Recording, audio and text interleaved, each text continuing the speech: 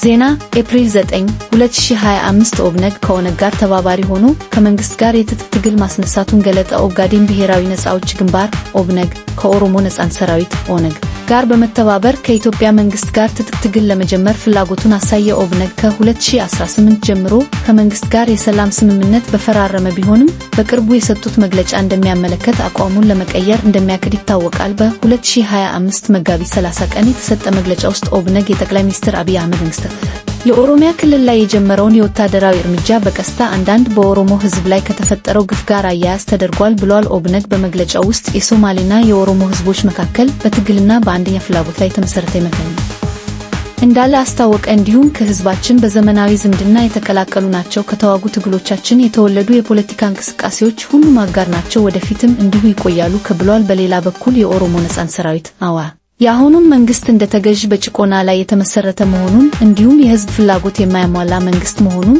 በተሳሳተ መልኩ አሳየ። ኦብነግ ወደ ወታደራዊ ትግል መመለሱ ይፈጽም ወይም አይፈጽም ብሎ ግልጽ አልነበረም። ነገር ግን የ2018 የሰላም ስምምነት ተዋረደ ሊሆን ይችላል ተብሏል። አሁንም ኦብነግ ከኦነግ ጋር በመተባበር በመንግስት ላይ እንደተሳሳተ አግኝቶች በሀገሪቱ ውስጥ ያለውን የፖለቲካና የደህንነት አቅጣጫ ሊያቀው ይችላል ተብሏል። በኢትዮጵያ ቢያንስ 7 ጋዜጠኞች በሽብርተኝነት ክስ ታስረዋል።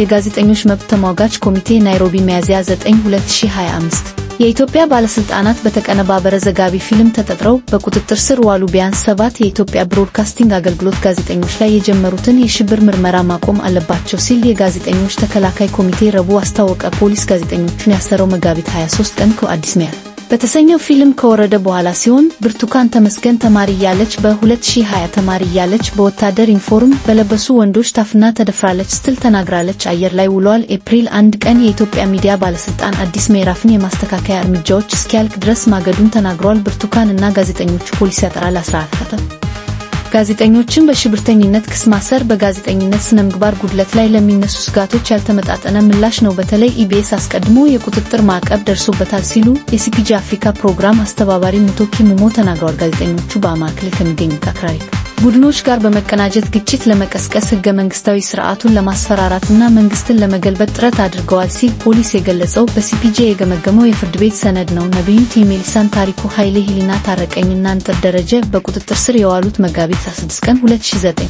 ፖሊስ ኢቢኤስን በመውረር ለሰዓታት አየር እንዲወርድ ሲደረግ ግርማ ተፈራ፣ የኑክ አባተና ሀብታሙ አለማየሁ መጋቢት 27 እና 28 ቀን 2010 በፕሮግራሙ ላይ ከተሳተፉት ጋዜጠኞች ጋር ታስረዋል። ቅጽበታዊ ገጽ እይታ የኢትዮጵያ ብሮድካስቲንግ ኮርፖሬሽን ኢቲዩ ብርቱካን የዩኒቨርሲቲዋን ስም ባትገልጽም በ2019 የአማራ ተወላጅ ተማሪዎች የታፈኑበት በምዕራብ ኦሮሚያ የሚገኘው የደንቢ ዶሎ ዩኒቨርሲቲ መሆኑን ታዛቢዎች ጠቁመዋል። በኦሮሚያ ክልል አማጽያን ከመንግስት ጋር እየተዋጉ ሲሆን ሌሎች ቡድኖች እና ሰላማዊ ዜጎች ተጨፍጭፈዋል። በአማራ ክልል መንግስት በኦሮሚያ ክልል ጥቃት ፈጽመዋል ያላቸው ፋኖ ሚሊሻዎች የኤዲቶሪያል ግድፈቶች መታየት ያለባቸው በኢትዮጵያ የሚዲያ ህግ አስተዳደራዊና የፍትሐ ብሔር መፍትሄዎችን እና የጥላቻ ንግግርን የሚከለክል አዋጅ እንጂ የጸረ ሽብርተኝነት ህግ አይደለም ሲሉ ይከራከራሉ። የኢትዮጵያ ፌዴራል ፍትህ ሚኒስቴር አስተያየት እንዲሰጥ የጠየቀው የሲፒጄ ምላሽ አላገኘም።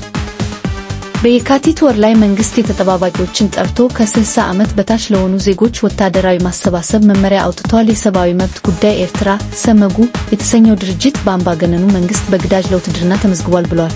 ይህ ድንገተኛና ከዚህ በፊት ታይቶ የማይታወቅ ቅስቀሳ በኤርትራ ማህበረሰብ ዘንድ ድንጋጤ ፈጥሯል። ምክንያቱም ጦርነቱ ከጎረቤት ኢትዮጵያ ጋር ሊሆን ይችላል ተብሎ ስለሚገመት ነው ሲል የሰመጉ ዘገባ ገልጿል። በመጋቢት ወር መጀመሪያ ላይ ኢትዮጵያ ከኤርትራ ጋር በሰሜናዊ ድንበሯ ላይ የፌዴራል ኃይሎችን እና ታንኮችን አሰማርታለች። ተንታኞች እንደሚያምኑት ግንባታው ከትላልቅ ሰው አልባ አውሮፕላኖች ማምረቻ ጥረቶች ጋር ተዳምሮ የአብይ አስተዳደር ለችግሩ መባባስ መዘጋጀቱን ይጠቁማሉ። ኢትዮጵያ በ1993 ኤርትራ ስታገናዘፈ የቀይ ባህርን መልሶ ለማግኘት የምታደርገው ጥረት ተጨማሪ ውጥረቱን ያባባሰው ሲሆን አብይ በቅርቡ ኤርትራን የመውረር እቅድ እንደሌለው ማረጋገጫ ቢሰጥም ሁለቱም ሀገሮች በጦርነት ላይ ያሉ ይመስላሉ ሲል የክራይሲስ ግሩፕ በመጋቢት 27 ባወጣው ዘገባ ላይ ጽፏል። በአዲስ አበባ የሚሰማውን ወሬ የሚከታተሉ የክልል ዲፕሎማቶች ኢትዮጵያ በቅርቡ ይህን ማድረግ እንደምትችል የኤርትራን የአሰብ ወደብ ገብታ በመቀላቀል ድንበሮችን በኃይል የመከለስ ደንቦችን ወደ ጎን በመተውና ቀንድ ወደ ሌላ ግጭት እንዲገባ ማድረግ ይችላል ሲሉ ይቆጫሉ። ሌላ ኮለም 00 በላይ ወታደራዊ ወታደር ያለው አሁንም ብቃት ያለው ወታደራዊ ኃይል ያለው የትግራይ መከላከያ ሰራዊት ነው። አቶ ጌታቸው ከደብረጽዮን ጋር ተስማምተዋል ብለው የጠረሯቸውን 3 ጄኔራሎች ከስልጣን በማገድና ከስልጣን ለማንሳት ሲሞክሩ የትግራይ አመራር ክፍል ተባብሷል። ለጊዜው የትግራይ የውስጥ የስልጣን ሽኩቻ በተወሰነ መልኩ በተገለመ ቀጥሏል። ማንዴላ የህዝብ አስተዳደር ትምህርት ቤት የድህረ ዶክትሬት ጥናት ባልደረባ ሀፍተ ገብረስላሴ ገብርኤት ግን የኢትዮጵያና የኤርትራ ኃይሎች እየበዙ ሲሄዱ የአፍሪካ ቀንድ እስትንፋሱን መግጠም አለበት ብለዋል። ለደቡብ አፍሪካ ጋዜጣ ዴይሊ ማብሪክ በመጋቢት 16 በሰጠው አስተያየት ላይ የአዲስ ግጭት ለሚመለከታቸው አካላት ሁሉ ከባድ ነው፣ የችግሩን ጫኝ ሸብስበለ ሲል ጽፏል። እነዚህ ውጥረቶች እየባሱ በሄዱ ቁጥር ክልሉ የትኛውም ተዋናይ በእውነት ሊቆጣጠረው ወደማይችለው አስከፊ ብጥብጥ ቅርብ ይሆናል።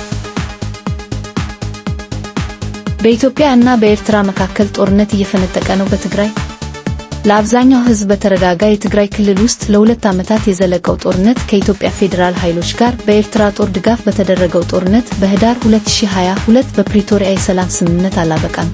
ከፕሪቶሪያ ስምምነት የተረፈው የጸጥታ መዋቅር በፍጥነት እየፈራረሰ ነው። የቀድሞ የትግል ጓዶች አሁን እየተጋጩ፣ ሰላማዊ ዜጎች እንደገና በፍርሃት እየሸሹና አዲስ አበባ ውስጥ ገብተዋል። ሀፌድ አልጉዌል በመጋቢት 29 ለአረብ ኒውስ ዕለታዊ ጋዜጣ አስተያየት ጽፏል። አለመረጋጋት የኢትዮጵያ ሰሜናዊ ጎረቤት በወታደራዊ ተሳትፎ ይቻላልሰ አሉ። ከጎረቤት ኤርትራ እነዚህን እድገቶች እየጨመረ በሚሄድ ማስጠንቀቂያ እየተከታተለች ነው እና በተፈጥሮም በተወሰነ የድል ስሜት አብዛኞቹ የተኩስ አቁም ድንጋጌዎች ተግባራዊ ባለማድረጋቸው በህዝባዊ ወያነ ሓርነት ትግራይ ህወሓት ውስጥ ክፍል ፈጥሮ ነበር። በመጋቢት ወር ከቀድሞ የክልሉ ፕሬዝዳንት ደብረጽዮን ገብረሚካኤል ጋር የተቀናጀ ቡድን በትግራይ ዋና ከተማ መቀሌ የሚገኘውን በርካታ የክልል የመንግስት መስሪያ ቤቶችን እና የከንቲባ ጽሕፈት ቤቱን እና ዋናውን ራዲዮ ጣቢያ በቁጥጥር ስር አውሏል። የክልሉ ጊዜያዊ አስተዳደር መሪ የነበሩት አቶ ጌታቸው ረዳ ወደ አዲስ አበባ በመሸሽ የተካሄደ ግልጽ መፈንቅለ መንግስት ነው ሲሉ ጠርተውታል። ደብረጽዮን ከኤርትራ ጋር በመተባበር መጋቢት 13 ቀን በሰጠው መግለጫም ከሰዋል የውጭ ተዋናዮች ተሳታፊ መሆናቸውን የምናምንበት ምክንያት አለን ሲል ኤርትራችሁ በትግራይ ውስጥ ብጥብጥ ቢፈጠር ይጠቅማሉ ብለው ከሚያስቡ ሰዎች መካከል መሆኗን ወቅሷል። የኢትዮጵያ ጠቅላይ ሚኒስትር አብይ አህመድ ጌታቸው ከስልጣን መነሳቱን ያረጋገጡት መጋቢት 26 ሲሆን የትግራይ ተወላጆች አዲስ ጊዜያዊ ፕሬዝዳንት እንዲሰይሙ ጠይቀዋል። የትግራይ ጊዜያዊ አስተዳደር ምክትል ፕሬዝዳንት የነበሩት ጄኔራል ጻድቃን ገብረትንሳኤ የቀድሞ የኢትዮጵያ ብሔራዊ መከላከያ ሰራዊት ዋና ኤታማዦር ሹም ሆነው ሲቀጥሉ በማንኛውም ቅጽበት በኢትዮጵያና በኤርትራ መካከል ጦርነት ይፈጠር ይችላል። በትግራይ ጦርነት 600,000 የሚገመተውን ሰው ገድሎ ሚሊዮኖችን አፈናቅሏል። የቀጠለው አለመረጋጋት እና የፕሪቶሪያ ስምምነት በትግራይና በአማራ መካከል ያለውን አጨቃጫቂ ግዛት እልባት ባለመስጠቱ እስካሁን 1 ሚሊዮን የሚደርሱ የትግራይ ተወላጆች በስደትና በስደት ካምፖች ውስጥ ይኖራሉ። በጦርነቱ ወቅት በትግራይ ተወላጆች ላይ የጦር ወንጀል ፈጽሟል ተብሎ የተከሰሰ ኢሮብ አውራጃ የሚገኙ አንዳንድ የድንበር ከተሞችን አሁንም ይዟል።